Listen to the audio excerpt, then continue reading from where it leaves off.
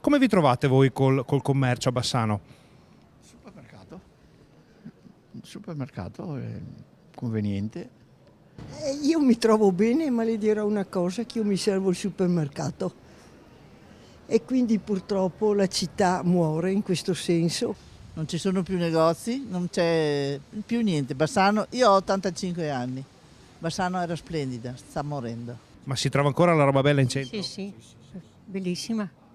Beh. Delle cose belle, ho visto dei negozi appunto di artigianato molto interessanti, anche relativi ai prodotti locali, quindi molto interessante. Abbastanza attrezzata bene.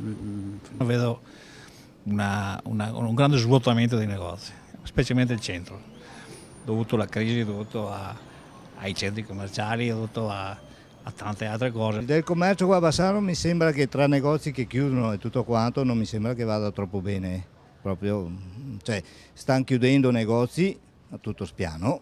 Secondo me il livello di negozi di Bassano sta morendo perché ci sono solo bar e si stanno spostati tutti nei centri commerciali al di fuori dal centro di Bassano, per cui si vedono negozi vuoti, chiusi. Bravissimi, conservano le vecchie tradizioni culinarie e le coltivano ancora.